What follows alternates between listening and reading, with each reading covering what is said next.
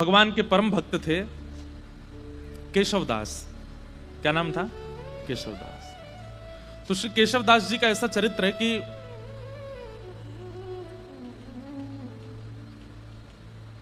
एक बार कहीं कथा में बैठे थे। वो कथा में वक्ता ने ऐसी बात कही कि जीवन में कमाई कहां लगाई जाए तो सार्थक मानी जाती है। आपने जो भी कमाया, अगर परिवार में लगाया, घर में लगाया, पत्नी बच्चे परिवार सब में, देखो थोड़ा थोड़ा तो सब जगह लगाना ही पड़ता है, लेकिन फिर भी उसकी सार्थकता कब है? हमारे द्वारा कमाया गया धन वो ऐसी कौन सी जगह लगाया जाए कि उससे सार्थक माना जाए, ठाकुर जी प्रसन्नता मानी जाए। वक्ता बोले कि अगर वो संतों की सेवा में लगा दिया जाए तो जितना अंश संत सेवा में लगता है उससे ठाकुर जी बड़े प्रसन्न होते हैं, वो सार्थक माना जाता है, वो पुण्य माना जाता है। आपकी कमाई करना भी सार्थक हो जाता है अगर संत सेवा बन रही है तो। बहुत ध्यान से सुनना। तो केशवदास जी ने ये बात सुनी कि भैया संत सेवा करनी चाहिए, उसमें जो धन लगता है वही सार्थक माना जाता है। अपनी पत्नी से कह दिया, देवी देखो हम जो भी कमाते हैं ना, उसका जो भी अंश ठाकुर जी कृपा करेंगे हम संत सेवा में उसको प्रस्तुत करेंगे, तुम राजी हो? पत्नी बोली हाँ हम राजी हैं। बंधुओं, भगवान की बहुत बड़ी कृपा मानिएगा कि आपका कोई संबंधी, कोई सगा ऐसा है जो भगवत सेवा करने में आपकी सहायता करता है। उस मित्र को कभी मत छोड़िएगा जो कथा में लेके आता हो। उस मित्र का कभी त्याग मत करना जो वृंदावन लेके जाता हो। वो बहन सबसे अच्छी है जो ठाकुर जी की सेवा करवाती हो। वो भैया सबसे अच्छे हैं जो प्रवचन सुनवाते हो। वो माता पिता सबसे अच्छे हैं जो ठाकुर जी की सेवा की आज्ञा देते हो। वो पति सबसे अच्छा है जो गुरु सेवा में संग लग जाता हो। अगर इन भावों से कोई भी संबंधी आपका है, चाहे वो बुआ जी हैं, फूफा जी हैं, चाचा हैं, ताऊ जी हैं, पति है, मित्र है, उस संबंध का त्याग मत कीजिएगा। चाहे वो जीवन में आगे चल करके भले ही पद भ्रष्ट हो जाए तो भी उसका त्याग मत कीजिएगा। वो कभी आपको कथा में लेके गया था, उसकी वजह से आपको कथा मिली थी, इसलिए उसका त्याग मत करना। तो सबसे बड़ा संबंधी, सबसे श्रेष्ठ संबंधी है। तो कई बार पति भक्त होते हैं पर पत्नी का स्वभाव नहीं होता, और पत्नी भक्त होती है पति का स्वभाव नहीं होता, दोनों विपरीत होते हैं, तो बहुत मुश्किल होती है फिर। लेकिन केशवदास जी की जो पत्नी थी वो बिल्कुल योग्य थी। उसने कहा आपकी जैसी इच्छा, आप कहेंगे संत सेवा होनी चाहिए तो होगी। इतना धन नहीं कमाते थे, बहुत अल्प सी धन कमाते थे कि बस दिन रात भोजन हो जाए बस, लेकिन संत सेवा का प्रण ले लिया। एक बात मानेंगे हमारी, कथा में या गुरुजनों के द्वारा जब कोई बात ऐसी आप सुनते हैं जिसको सोच करके सुन के आपके मन में आता है ये मुझे करना चाहिए, लेकिन मैं कैसे करूं, मेरे पास व्यवस्था नहीं है। आप जब व्यवस्था को आगे रख करके किसी आज्ञा से पीछे हट जाते हैं तो बहुत बड़ी गलती करते हैं। कोई आज्ञा ऐसी हुई, कोई बात ऐसी कथा में सुनी या गुरुजनों से सुनी, वो बात सुनकर के आपके मन में आया ये मुझे करना चाहिए, लेकिन मेरे यहां व्यवस्था नहीं है। व्यवस्था का विचार ही मत करो। जैसे ही आपको लगा कि मुझे करना चाहिए, आप करने लग जाओ। जिन महापुरुष से आपने सुना या जिस ग्रंथ की बात आप सुन के आए हो वो सामर्थ्य प्रदान करेंगे, व्यवस्था कर देंगे, आप बस लगना शुरू करो उसमें। छोटा सा बच्चा स्कूल जाता है और किताब के अक्षरों को देख करके रोने लग गया। क्यों? क्या कीड़े मकोड़े से हैं, मुझे तो पढ़ी नहीं जा रही है, मैं कैसे अपने पिता की तरह बनूंगा, मैं कैसे अपने चाचा की तरह बनूंगा, ये तो मुझसे पढ़ने में ही नहीं आ रहे। अरे भाई प्रयास तो कर, तो प्रयास करेगा तो धीरे धीरे समझ में आने लगेंगे। हम लोग हिंदू हैं, अगर अभी हिंदी अक्षर के 1 2 3 4 5 6 प्रकट कर दिए जाएं तो हमसे पढ़े नहीं जाएंगे, वो अक्षर भी हमें समझ में आने वाले नहीं है। प्रयास करेंगे तो सब समझ में आता है। इसलिए कभी कोई आज्ञा ऐसी आप सुनते हैं और उसके प्रति आपका भाव बनता है कि ये मुझे करना चाहिए। मान लीजिए किसी महापुरुष की वाणी से आपने सुना कि संत सेवा करनी चाहिए, सप्ताह में एक दिन निश्चित कर लो कि चाहे ढूंढ के करके आए संत सेवा करेंगे। आपके मन में आया कि मेरा मन तो हो रहा है कि मैं करूं, पर कैसे करूं? क्यों? व्यवस्था नहीं है, चाहे धन की कमी है, चाहे परिवार में कोई साथ देने वाला नहीं है, आदि आदि जो भी व्यवस्था का चिंतन करके रुकिए मत। मुझे संत सेवा करनी चाहिए, ठीक है, अगले सोमवार से मैं सोमवार संत सेवा करूंगा। आप तनिक से प्रारंभ तो करिए। आप प्रारंभ करोगे पूरा ठाकुर जी कराएंगे। केशवदास जी के चरित्र से सीखने को मिलेगा आपको। केशव दास जी की व्यवस्था इतनी उचित नहीं थी कि वो संत सेवा कर सकते हैं, लेकिन कथा में सुन लिया तो मन बना लिया कि अब सेवा मुझे करनी है। और पत्नी का साथ लेकर के जो भी धन कमाते थे उससे बढ़िया प्रसादी बनाते, संतों को निमंत्रण देते, घर पर संत आते, प्रसाद पाते। भगवान की दया से इतना ही प्रसाद बनता कि संत जन पा लेते, उनके लिए नहीं बच पाता था। तो दोनों क्या करते, जो संतों की शीत प्रसादी होती थी उसी को इकट्ठा करते, उसी को पा लेते। कभी कभी वो मिल भी नहीं पाती थी। अब संतों से थोड़ी कहेंगे कि छोड़ जाना थोड़ा, वो बेचारे प्रेम से पाते थे तो कई बार मिलता भी नहीं था, लेकिन संत सेवा बनने लगी। लेकिन ठाकुर जी बहुत दिन तक अनुकूलता रहने नहीं देते। लिख लीजिएगा इस बात को, अगर बहुत प्रसन्नता में जीवन निकल रहा है, भूलिएगा नहीं, आएगा दुख, निश्चित आएगा। बहुत धन के साथ में अभिमान हो गया है कि मैं कुछ भी खरीद सकता हूं, मैं कुछ भी कर सकता हूं, मैं कुछ भी बना सकता हूं, मैं कहीं भी जा सकता हूं। एक दिन आएगा, कहीं जाने लायक नहीं रहोगे। और यह विपरीत स्थिति में भी सुनिए, अगर बहुत कष्ट में जीवन जा रहा है तो परेशान मत होइए, एक दिन सुख आएगा। आज इतनी धन की व्यवस्था नहीं है कि आप एक ही वस्त्रों को 5-5 दिन तक पहनते हैं, है ही नहीं वस्त्र, चिंता मत कीजिए, एक दिन ठाकुर जी अनुग्रह कुछ करेंगे। एक स्थिति कांस्टेंट किसी की नहीं रह सकती, परिवर्तन तो होता है, चाहे वो वैष्णव हो चाहे वो संसारी हो। तो केशवदास जी सेवा करते थे। अब धीरे धीरे क्या हुआ, उनका धन जो था खत्म होने लगा। अब सेवा के लिए धन नहीं बचा, उन्होंने कर्जा लेने का मन बनाया कि मैं कर्जा ले लेता हूं, संत सेवा नहीं छूटनी चाहिए। अब बेचारा कोई धनवान नहीं होता, सामान्य होता तो उसको कोई कर्जा भी नहीं देता। बाजार में निकल गए कर्जा लेने के लिए कि कोई हमें थोड़ी सी सेवा कर दो तो हम संत सेवा करेंगे। किसी ने भी उनको देने से मना कर दिया। लेकिन एक चतुर व्यापारी था, जब ये गए उसके पास, बोले आप जो कहेंगे हम ब्याज सहित आपको वापस कर देंगे, हमें थोड़ा सा धन दे दो, संत सेवा करनी है। तो व्यापारी ने कहा ठीक है हम दे देंगे तुमको धन, लेकिन बदले में हमको ब्याज सहित धन नहीं चाहिए, एक सेवा कर दो हमारी। ये तो नाचने लगे, बोले आप जो कहोगे सो कर दूंगा। क्या करना है पूछा नहीं, हम आप सब लोग होते तो पूछते, भाई हम जितना धन ले रहे हैं उसके समान ही मेहनत करेंगे। बोले आप धन दे दीजिए, मैं संत सेवा कर रहा हूं, उसके बाद आ जाऊंगा, आप जो कहोगे करने को तैयार हूं। धन दे दिया, संत सेवा हो गई। संत सेवा करने के बाद पत्नी से कह दिया देखो अब अगले 1 हफ्ते के लिए हमारे पास में खूब संपत्ति आ गई है, अब तुम चिंता मत करो, संतों की सेवा पर मैं किसी को कर्जा चुकाने जा रहा हूं। तो कर्जा कैसे चुकाओगे, आप धन तो है नहीं। बोले वो सेवा करनी है, उसी से चुक जाएगा। एक भला आदमी मिल गया, उसने कहा कि पैसा मत लौटाना, सेवा कर देना। केशवदास जी लौट करके गए उसके पास, बोले भैया बताइए क्या सेवा करनी है, आप कहें तो बर्तन मांज दूं, झाड़ू लगा दूं, पोंछा कर दूं, पुताई कर दूं, क्या करना है आप बताओ। बोले हमारी एक जमीन है, वहां पर कुआं खोदना है। कुआं खोदना है, कुआं खोदने का मतलब समझते हैं, कितनी गहराई में जाना पड़ेगा, जब तक जल ना आ जाए तब तक खोदते रहो, और जब वो जल निकलना प्रारंभ हो जाए उसके बाद भी कितने फीट अंदर तक खोदना पड़ेगा, फिर चुनाई करनी पड़ेगी, कुएं में पूरा उसको आकृति देनी पड़ेगी, फिर बहुत दिन तक जल खींचना पड़ेगा, सारा मतमैला जल निकल के जब बिल्कुल स्वच्छ जल आ जाएगा तब कुएं का निर्माण होगा। इतना तो धन भी नहीं लिया था उन्होंने जितना उनको सेवा दे दी, लेकिन प्रसन्न हो गए, जो आ गया। कहां जाना है बताइए, एक बार भी ये नहीं कहा कि आप ऐसी सेवा कैसे करा सकते हैं। पहुंच गए फावड़ा लेकर के और लगे, जैसे करते निकालते फेंकते करते मिट्टी, तो वो एक गति जैसी बन गई थी, फावड़े चलने की आवाज, मिट्टी भरने की आवाज, फिर उसको दूर फेंक, उसकी जो वो धुन बन गई थी, उसमें इतना उनको सुख मिलने लगा था कि वो राम राम जपते हुए ये करते थे। और उन्होंने नियम लिया कि ये मैं अपनी संत सेवा चुका रहा हूं, किसी से लिए थे मैंने धन संत सेवा, वो चुका रहा हूं, मैं नियम रखूंगा कि मैं इस पूरे क्रियाकलाप में संसारी बात नहीं करूंगा, केवल राम राम बोलूंगा। कुआं खोदते जा रहे हैं। 2-3 दिन बाद पत्नी को लगा ये कहां जाते हैं, सुबह के जाते हैं रात तक आते हैं। पत्नी भी आ गई, संत सेवा करके आती थी, उसको कहते थे कि अब गहरा हो गया है, तुम मिट्टी में भर के दिया करूंगा, तुम फेंक दिया करना, और सुनो कोई संसारी अपवाद विवाद नहीं, केवल राम राम बोलना।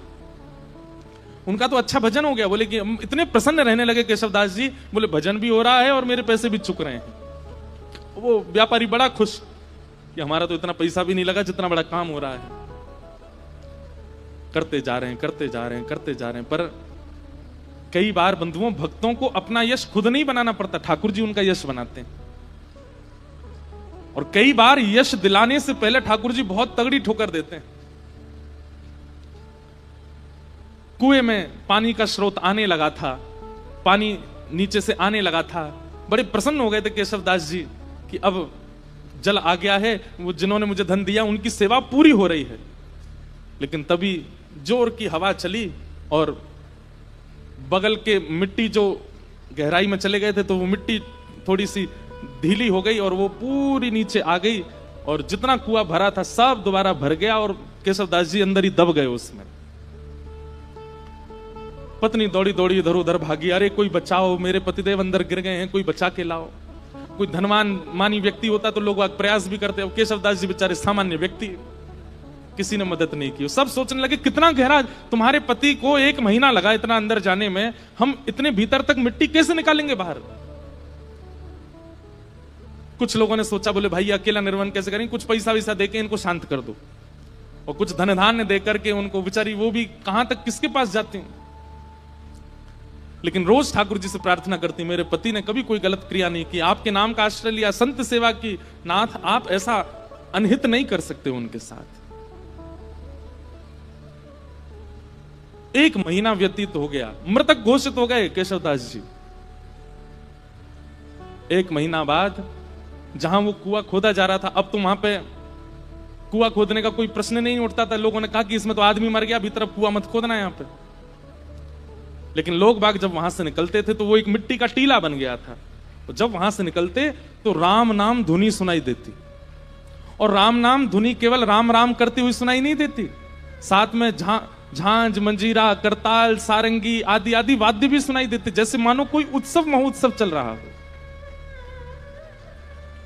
आते जाते लोगों को लगता शायद पास के गांव में कीर्तन चल रहा होगा। लेकिन जब 10-15 दिन तक अखंड नाम धुनी सुनाई देने लगी, पास के गांव में जाकर के देखा कोई उत्सव नहीं है, तब बोले शायद यही कुछ है। तभी एक राजा को यह बात पता चली। उस राजा ने अपने सैनिकों को लगवा करके पूरी मिट्टी निकलवाई वहां से, और भीतर जाकर के जब देखा तो एक मट्टी का एक मानो जैसे कुंज जैसी बन गई थी, और उस कुंज के भीतर सुंदर पात्र में सुंदर प्रसादी रखी थी, और प्रसादी के साथ ही भीतर एक दिया जल रहा था, और वहां पर श्री केशवदास जी बैठ करके कीर्तन कर रहे थे।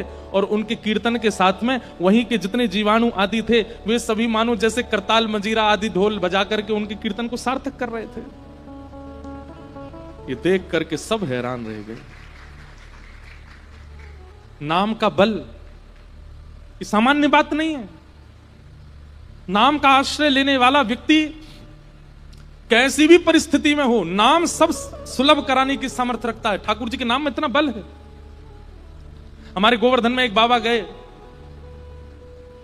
गुरु दीक्षा लेने के बाद अपने गुरु जी से कहा, आप जो आज्ञा देंगे मैं उसको पूरी करूंगा, आप बस आज्ञा दीजिए।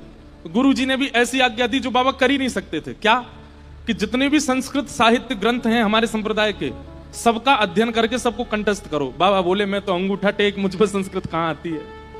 गुरु जी बोले हम एक ही बार आज्ञा देते हैं, हमने जो आज्ञा देनी थी वो दे दी। बाबा इतने रोने लगे, गिरिराज जी की तलेटी में रोते, हे किशोरी जी, हे श्यामाजू, मैं तो अनपढ़ गंवार हूं, और गुरु जी ने आज्ञा की कि सारे संस्कृत साहित्य हमारे संप्रदाय के सबको कंठस्थ करो। कैसे करूंगा मैं, मुझे तो पढ़ना ही नहीं आता, मुझे तो केवल आपका नाम आता है, मैं तो केवल राधा राधा करना जानता हूं और कुछ नहीं आता मुझसे। इसी चिंता में रोने लगे, राधा राधा पुकारते पुकारते रोते थे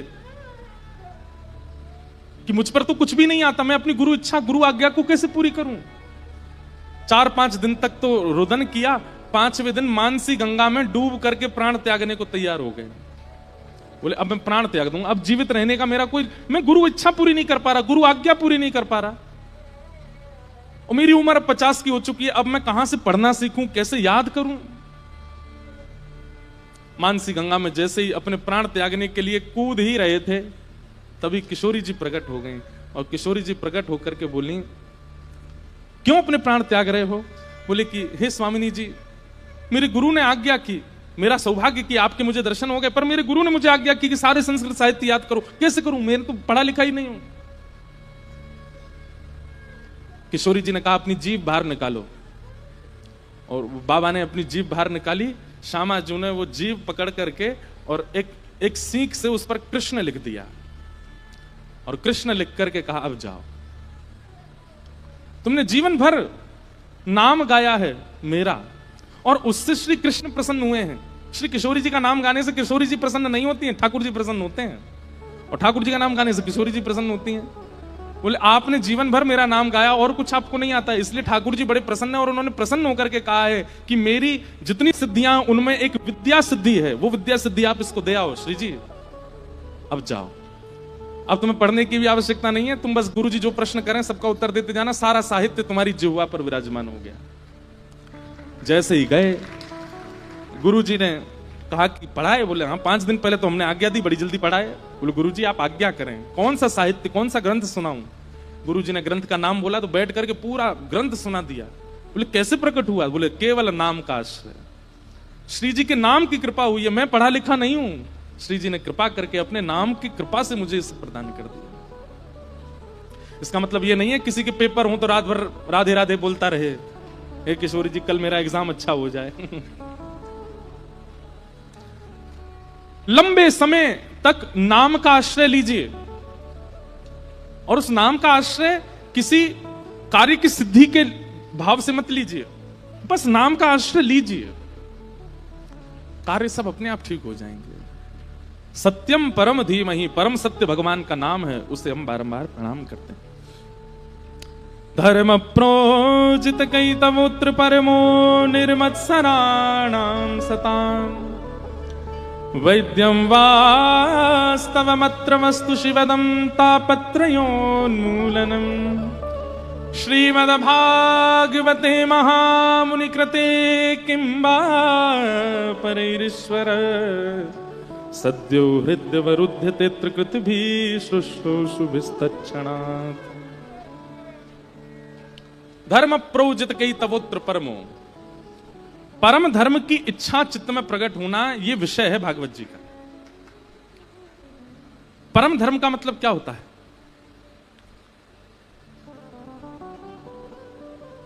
परम धर्म का मतलब क्या है कि अब मैंने बहुत कमा लिया, बहुत खा लिया, बहुत कर लिया, बहुत सब कुछ करके देख लिया, अब मुझे एक ठौर चाहिए बस। एक प्रकार का ये परम धर्म है। धर्म क्या है? कमाने में निपुणता प्राप्त करना, घर परिवार को संभालने में निपुणता प्राप्त करना, बच्चों का ब्याह करना, पत्नी को संभालना, परिवार को संजोना, व्यापार भी उचित कर, ये सब धर्म के अंतर्गत आता है। पर परम धर्म का मतलब क्या है? अब इस देह का तो मैंने कल्याण कर लिया, अब आत्मा का कल्याण करना है, वो परम धर्म है। एक दिन ऐसी चेतना मन में प्रकट हो जाए कि बस अब इस आत्मा की सदगति मुझे देखनी है, कैसे होगी? अब मुझे एक आश्रय चाहिए। आपने सुना होगा प्राचीन काल की जितनी भी राजाओं की कथा सुनाते हैं व्यास मंच, सब में क्या कहते हैं? एक उम्र आने पर राजा वन को चले गए, राजा वन में जाकर के भजन करने लगे। पर आजकल कोई वन में नहीं जाता, वन ही नहीं बचे, आजकल कोई वन में नहीं जाता। लेकिन एक बात कहें, इस कलिकाल में वन श्री वृंदावन है। आपका मन जिस दिन वृंदावन की ओर बढ़ जाए, मन जिस दिन वृंदावन के अलावा और किसी को प्रायोरिटी ना देता हो, उस दिन समझ जाना कि बस यही हमारा वनवास है, यही हमारा वन गमन है। मन में और कोई इच्छा ना आवे वृंदावन के अलावा। बंधुओं, कभी कभी अपनी भक्ति ऐसे नापा कीजिए कि आपको ठाकुर जी और दूसरी तरफ संसार की कोई वस्तु रख दी जाती हो और एक चीज चुनने को कही जाती हो, फिर अपने मन को देखा करो कहां की तरफ आकर्षित हो रहा है। जैसे एक तरफ तो ठाकुर जी का राजभोग प्रसाद है और दूसरी तरफ पिज्जा है, बर्गर है, बढ़िया बढ़िया चीजें हैं संसारी जो ठाकुर जी को भोग नहीं लगी। अब अपने मन से पूछो, एकांत में किया करो, ये सबके सामने करोगे तो सबको पता चल जाएगा, और कई बार सबके सामने तो आप आडंबर भी कर सकते हो, जबरदस्ती प्रसाद ही पकड़ोगे। पर कभी कभी अपने आप से पूछिए कि आपका मन किस तरफ जा रहा है। आप नाम जप करते हैं, रोज तिलक लगाते हैं, कथाएं सुनते हैं, कभी कभी नाप तोल के देखा तो कीजिए कि भक्ति की स्थिति पहुंची कहां अभी। बहु व्यंजन एक तरफ रख दीजिए और ठाकुर जी का प्रसाद एक तरफ रखिए, और बिल्कुल बिना चीटिंग के देखो कहां की तरफ, किसकी सुगंधि की तरफ, किसके स्वरूप की तरफ जीव में पानी आ रहा है, मन जा रहा है। अगर वो संसारी वस्तु के प्रति हो रहा है तो फिर उसके बाद भजन में एक माला बढ़ा दो, थोड़ा सत्संग और बढ़ा दो, और यदि वो ठाकुर जी के प्रसाद की ओर भाग रहा है, बहु व्यंजन सामने रखे लेकिन मन में इच्छा ही प्रकट नहीं हुई, ठाकुर जी का प्रसाद प्रधान है, अब ये समझ जाओ कि हमारे गुरु की कृपा, हमारे भजन का प्रभाव, हमारी सत्संग, हमारे पुण्यों का प्रभाव, ठाकुर जी हमें प्रिय लग रहे हैं। अब प्रसन्न हो जाओ। स्थानों को रखो, एक तरफ अपॉर्चुनिटी है आपके पास कहीं विदेश जाने की, और एक तरफ अपॉर्चुनिटी है फ्री समय हम वृंदावन भी जा सकते हैं, कहां जाना चाहिए? लेकिन मन में विदेश का ही आएगा। यहां बोल रहे हो आप लोग, आप विदेश जाने के लिए पहले हां करोगे, वो वहां जाना है। कभी कभी ये नाप तोल करके देखा कीजिए कि कहां की तरफ रुझान ज्यादा है, और यदि वो रुझान भगवत सेवा के प्रति, भगवत वस्तुओं के प्रति बढ़ रहा है, तो इसका मतलब क्या है? आप परम धर्म के मार्ग पर अब निकल चुके हो, अब उसके प्रयास और ज्यादा कीजिए। अब ठाकुर जी ने चुन लिया है, अब इस मार्ग को और निपुणता से इस मार्ग पर आगे बढ़िए। धर्म प्रौजत कई तवोत्र परमो निर्मत सराणाम सताम।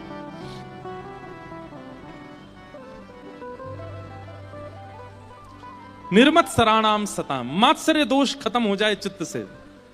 किसी के प्रति ईर्ष्या, किसी के रूप, स्वरूप, वैभव, संपत्ति और उसकी श्रेष्ठताओं को देखकर के आपके चित्त में ज्वलनशीलता ना होती हो, प्रसन्नता होती हो, समझ जाओ अब ठाकुर जी हमें स्वीकार कर रहे हैं। तीसरा, वैद्यम वास्तव मत्र वस्तु शिवदम।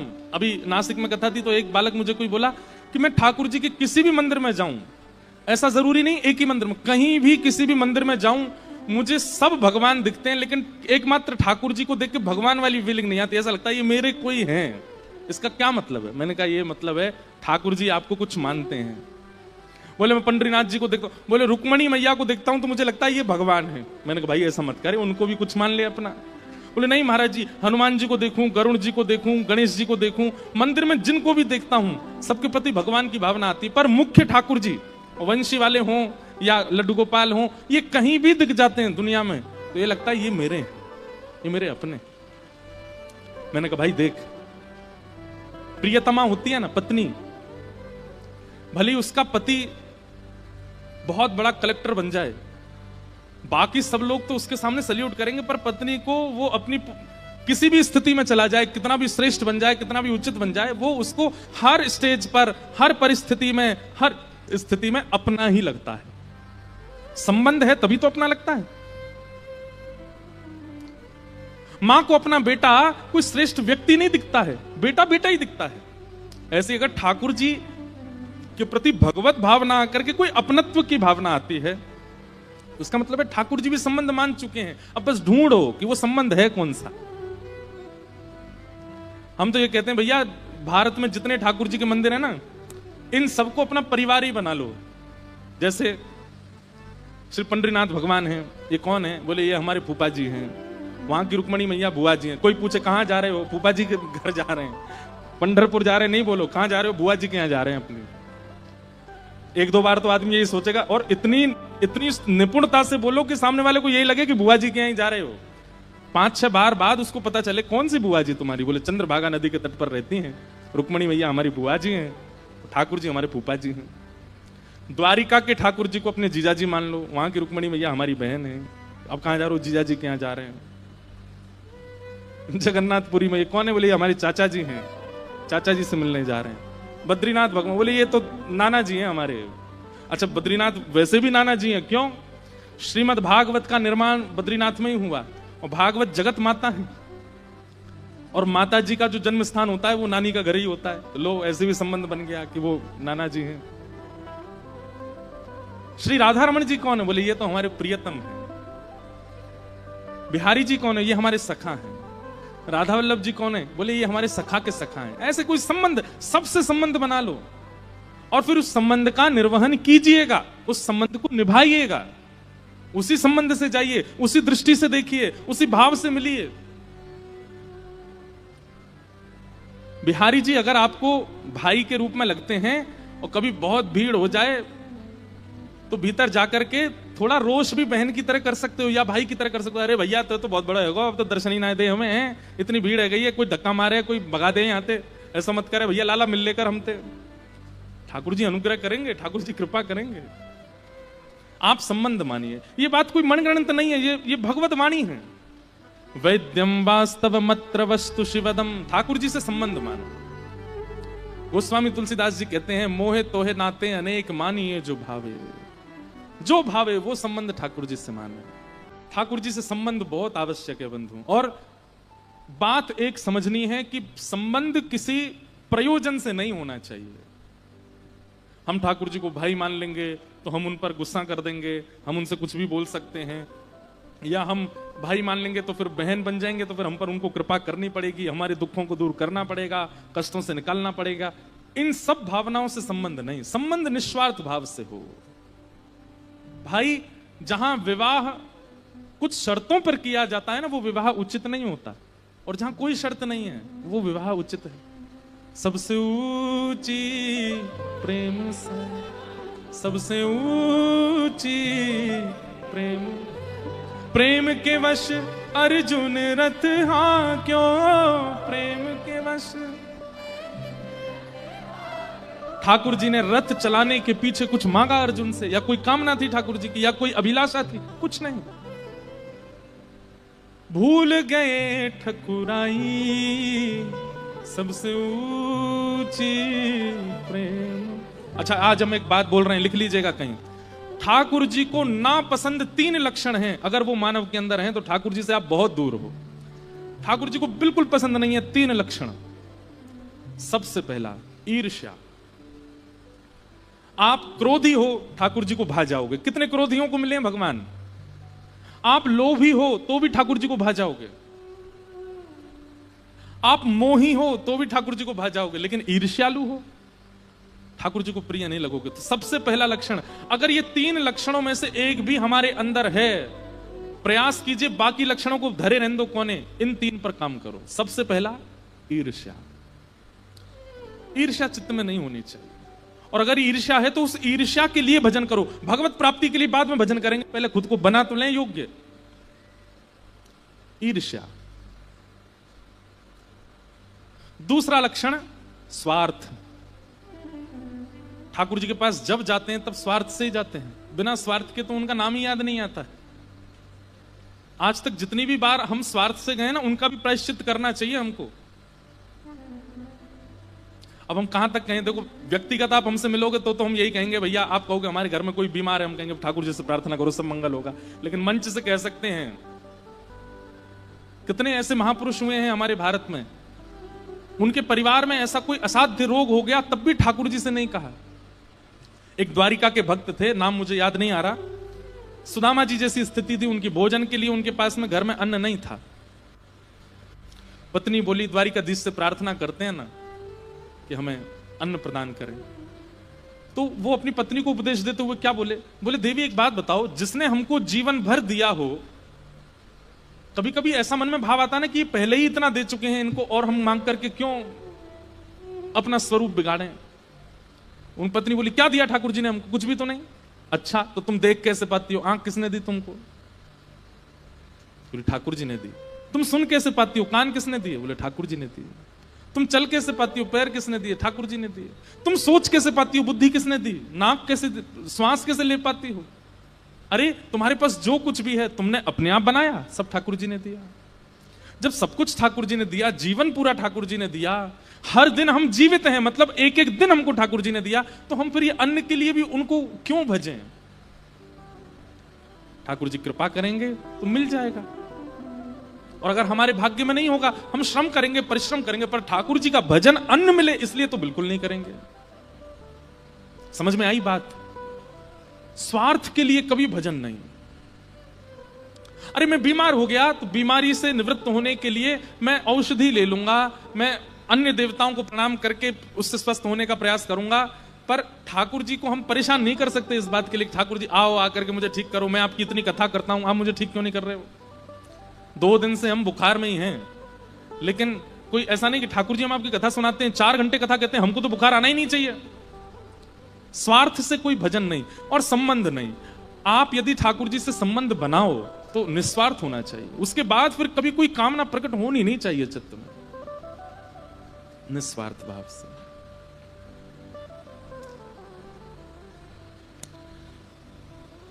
वैद्यम वास्तवमत्र वस्तु शिवदम, ठाकुर जी से संबंध बनाओ। तापत्रयोन्मूलनम, श्रीमद् भागवत जी क्या करती हैं, तीनों प्रकार के तापों का उन्मूलन कर देती है। मतलब ताप तो आते हैं पर उन तापों का प्रभाव इतना नहीं होता जीवन पर। संसार में तो ऐसे ऐसे लोग हैं कि अगर सब्जी में नमक कम पड़ जाए तो वो भोजन नहीं करते। इतना ज्यादा ताप संताप सताने वाले लोग भी हैं संसार में। श्रीमद्भागवते महामुनि कृते किंबा परैरीश्वरः सद्यो हृदयवरुध्यते त्रिकृत भी शुश्रूषुभिस्तक्षण। हम 3 लक्षण बता रहे थे, 2 ही बताए, तीसरा रह गया। याद दिलाया करो कभी ऐसी कोई बात हुआ करे तो हमें अपने आप ही याद आई। तो पहला लक्षण क्या बताया था, ईर्ष्या। दूसरा लक्षण क्या बताया था, स्वार्थ से संबंध। और तीसरा लक्षण है भगवत जनों का अपराध। ये 3 लक्षण ऐसे हैं जिससे कभी ठाकुर जी प्रसन्न नहीं हो सकते। इन 3 लक्षणों से युक्त व्यक्ति वो चाहे जो कर ले दुनिया के काम, ठाकुर जी उससे खुश नहीं हो सकते। ईर्ष्यालु व्यक्ति, स्वार्थी व्यक्ति और भगवत जनों के प्रति दोष बुद्धि रखने वाला व्यक्ति।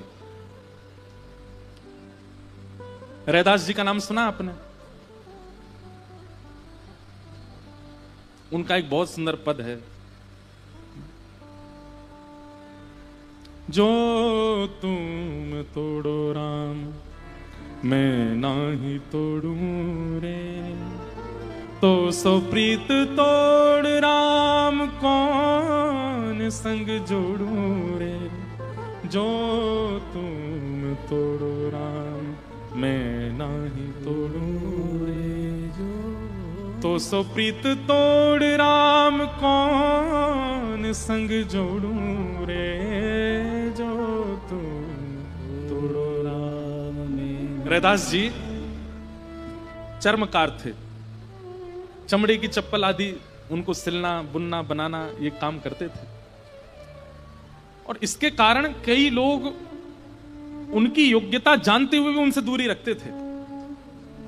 पर एक बात हम आपको स्पष्ट कर दें, जात पात पूछे नहीं को हरि को भजे सो हरि को। ठाकुर जी को जाति से कोई फर्क नहीं पड़ता। अगर आप प्रेम लक्षणा भक्ति के उपासक बन चुके हैं तो ठाकुर जी के लिए जाति मैटर नहीं करती है। रैदास जी एक बार अपने ठाकुर जी की सेवा करने के बाद भाव में चले गए, मानसी में चले गए। और मानसी में उन्होंने क्या देखा कि ठाकुर जी के दर्शन करने के लिए, उनके ठाकुर जी के दर्शन करने के लिए कोई मानव नहीं आए हैं। साक्षात इंद्र, साक्षात ब्रह्मा, साक्षात देवी देवता पधारे हैं। तो रैदास जी अपने ठाकुर जी का अभिषेक करके वो जल एक कठौते में लिया और भाव में सबको दे रहे थे। तो रैदास जी का प्रवचन और उनके कीर्तन सुनने के लिए बड़े बड़े राजा भी आया करते थे। काशी नरेश, काशी के राजा, वो भी रैदास जी के यहां सत्संग में आते थे। तो रैदास जी के सत्संग में आकर के काशी नरेश जैसे ही बैठे तो आप भावावेश में थे और भावावेश में देवी देवता आए हैं ऐसा मान करके सबको चरणामृत ठाकुर जी का दे रहे थे। कई लोग तो पीछे हट जाते थे, रैदास जी का सत्संग सुनना है, कथा सुननी है, पर इनके हाथ से हमें कुछ लेना नहीं है। क्यों? चर्मकार है। ऐसी भावना लोग रखते थे। तो काशी नरेश जो थे उनके मन में भी थोड़ी भावना तो आई कि भैया ये चमड़ा बनाते हैं, चमड़े का काम करते हैं, इनके यहाँ के पानी भी शुद्ध तो नहीं होगा। ये भले ही चरणामृत कहकर के परोस रहे हैं पर इसमें भी कुछ ना कुछ दोष तो होगा। लेकिन अब आ गया हूं तो सभा में पीछे हटना अच्छा नहीं लगा, मैं ही हट जाऊंगा तो सब हट जाएंगे। तो काशी नरेश ने हाथ आगे किया, रैदास जी ने चरणामृत दिया और वो चरणामृत लेकर के काशी नरेश ने मुख के पास ले जाकर के पिया नहीं, पहले ही उड़ेल दिया ऐसे, और वो सारा उनके वस्त्रों पर गिर गया और सबको ऐसा दिखा कि इन्होंने पी लिया। लेकिन वो जो जल उनके वस्त्रों पर गिरा उसकी छाप ऐसी बनी जैसे मानो केसर के जल की होती है ना, पीली पीली हल्दी के जल की छाप। सफेद वर्ण का वस्त्र पहना था, तो सब पीला पीला पीला हो गया नीचे तक। सत्संग सुनने के बाद काशी नरेश गए और अपने मंत्री आदियों का धोबी के यहां भिजवाओ, उसको धुलवा दो। जब कपड़े धुलने के लिए धोबी के यहां गए तो धोबी से कहा कि भाई देखो बहुत महंगी शेरवानी है राजा की, इसमें ज्यादा रगड़ा मत मारना और ये दाग जाना भी चाहिए। धोबी ने मन में विचार किया पूरा धोने का तो कोई मतलब बनता नहीं है, थोड़ी सी जगह पे ये पीला पीला धब्बा है, इतने पे ही जल डाल करके इसी को ठीक साफ करने का प्रयास करता हूं। उसने जल डाल करके खूब किया, नहीं हटा, तो उसने सोचा मुख से दांतों से इसको करने का कोशिश करता हूं। और जब मुख में लेकर के जैसे ही उसने वो दांतों से किया, उसका एक कण उसके मुख में चला गया। चरणामृत का तो था ही वहां पर। और मुख से लगाने के बाद जब दांतों से उसको करने लगा, एक कण जब उसके मुख में चला गया, उसके बाद जब उसके नेत्र खुले तो उस कण का ऐसा प्रभाव हुआ, वो जिसको देख रहा है उसमें उसको ठाकुर जी दिखाई दे रहे हैं। सामने धोबी का गधा खड़ा था, उन्हीं को दंडवत करना, ओ हो जय हो मेरे राम जी, धनुष लेकर के खड़े हो, आप कितने सुंदर लग रहे हो, आपकी बलैया ले लूं। और वो साथ में जितने लोग थे वो कहने लगे जी क्या कर रहे हैं, गधे को प्रणाम कर रहे हैं। बोले महाराज जी क्या कर, ए प्रणाम कर, राम जी आए साक्षात। अरे महाराज जी गधा है हमारा, इस पर कपड़े धोते हैं हम लोग। पीटने लगे, पागल तू गधा बोलता है, राम जी हैं ये। अब तो उनकी दृष्टि ऐसी हो गई, वो जहां जाएं उनको वृक्षों में राम जी दिख जाएं, उनको गधे में राम जी दिख जाएं, उनको कुकर सुकर में राम जी दिख जाएं। और हद तो तब हो गई जब अपने घर पहुंचे, पत्नी ने द्वार खोला तो पत्नी में साक्षात सीता जी दिखने लगी चरणों में। अरे जगदम्बा पराम्बा मेरी जानकी जी, मुझे सुबह से राम जी दिख रहे थे, मैं सोच रहा था आप अकेले क्यों हो। देवी आप दिख गई मुझको, आपके चरण धोऊंगा। जबरदस्ती पत्नी को बिठा करके नीचे पात्र रख दिया चरणों में, और चरण धो करके पत्नी रोकती जा रही है, नहीं नहीं मैं जानता हूं मां आप मुझे सेवा नहीं करने दोगी, पर मैं तो आपके चरण के धो करके जल पीऊंगा। पत्नी सोचने लगी हो क्या गया इनको। जबरदस्ती पत्नी के चरणामृत निकाल के पी गए और पूरे घर में छिड़काव कर दिया। पत्नी आश्चर्यचकित है, ये हुआ क्या है इनको। बिस्तर पर नहीं सो रहे हैं, बाहर सो रहे हैं। आप पराम्बा हैं, आप साक्षात जानकी जी हैं, मैं आपके साथ कैसे रह सकता हूं, आप मेरी कुटिया में क्यों हैं, आपको तो राजभवन में रहना चाहिए। पत्नी बोली ये पागल हो गए हैं क्या, ये हुआ क्या है इनको। पत्नी ने जाकर के उनके सब जो साथ में काम करते थे उनसे पूछा, बोले कैसे, बोले पता नहीं, सुबह राजा की एक वो आई थी वस्त्र, उस वस्त्र को बस मुख से कर रहे थे, उसके बाद से पता नहीं क्या हो गया, गधे को प्रणाम कर रहे थे, रास्ते में कुकर मिला उसको प्रणाम कर रहे थे। पत्नी राजा के यहां पहुंच गए और राजा से जाकर के लड़ने लगी, बोले कि आप नहीं चाहते कि हमारा घर चले, अरे हम छोटे लोग हैं, हमारे घर का कैसे गुजर बसर होता है, भगवान आपने ऐसा क्या कर दिया है, हमारे पति तो। उन्होंने पूछा हुआ क्या, बोले कल आपकी कोई शेरवानी में कुछ दाग लगा था, उसको हटाने के लिए मुख का जब से प्रयोग किया है, सब बता रहे हैं, तब से ही उनको वो किसी को भी राम जी मान रहे हैं, मुझको सीता जी मान के मेरे चरण धो लिए उन्होंने। राजा ने धोबी को बुलाया, धोबी आए तो रोने लगे, उनको राजा साक्षात दशरथ जी के रूप में दिख रहे हैं। जय हो दशरथ जी, मैं आपसे प्रार्थना करना चाहता हूं, राम जी को वन मत भेजिएगा। राजा बोला अरे मैं काशी नरेश हूं, दशरथ नहीं हूं। बोले मुझे सब पता है, आप सब लीला कर रहे हैं मेरे सामने। अरे सीता जी आप यहां भी यहां खड़ी हैं, आपके चरणों, अपनी पत्नी को फिर प्रणाम करने लगे। ये सब देख करके काशी नरेश सामान्य नहीं है, बहुत विद्वान है। बोले कि इसको सब जगह ठाकुर जी और ठाकुर जी के संबंधी दिखाई दे रहे हैं, इसको जड़ चेतन में भगवत तत्व का अनुभव हो रहा है, इसको कुकर सुकर गधे में भगवान का दर्शन हो रहा है। ये तो तब होता है जब कोई समदृष्टा हो जाए, कोई परम दृष्टा हो जाए, किसी पर भगवत कृपा हो जाए, तो जित देखूं उदित श्याममयी है। ये स्थिति तो तब आती है जब किसी महापुरुष की कृपा हो जाए। समझ गए, बोले जिस चरणामृत का मैंने अनादर किया, उस चरणामृत की एक कणिका इसके मुख में चली गई और उससे ये कृपा हुई। दौड़े दौड़े गए तुरंत रैदास जी के पास और चरणों में जाकर के प्रणाम किया। बोले भगवान मुझसे एक अपराध बन गया है आपके प्रति, उसके लिए क्षमा कर दो। अपराध बताया नहीं, बस इतना कहा कि मुझसे एक अपराध बन गया आपके चरणों में, उसके लिए क्षमा कर दीजिए। कान पकड़ता हूं और हाथ आगे करके बोले चरणामृत दे दीजिए। रैदास जी मंद मुस्का करके बोले आप तो महाराजा हैं, आप तो चांदी के पात्र में, सोने के पात्र में, रत्नों के पात्रों में रखे हुए जल का पान करते हैं। मेरे कठौते के पात्र में क्या पता चमड़ा गिर गया हो और उसको पान करने से कहीं आप अपने पद से भ्रष्ट हो गए। नहीं नहीं, मैं अपने यहां का जल नहीं पिलाऊंगा। काशी नरेश के नेत्र सजल हो गए, बोले नाथ आप सब जानते हैं, आपको सब पता। चरणों में गिर गए, बोले मुझसे अपराध हो गया। रैदास जी ने सिर पर हाथ रख करके कहा मुख से किसी के हरि अगर निकला है ना, तो वो स्वपाकी भी क्यों ना हो, उसके प्रति भी दोष दृष्टि मत रखना। वो भले ही दोष युक्त है, उसका निर्णय ठाकुर जी करेंगे, पर तुम दोष मत देखना। किसी के मुख से एक बार श्री राधा शब्द आपने सुन लिया है, भले ही वो मद्यपान करता हो, आप उसको उसके भरोसे छोड़ दो। किशोरी जी देख लेंगे उसको क्या दंड देना है, पर आप उसके प्रति चित्त में दोष बुद्धि मत लाओ।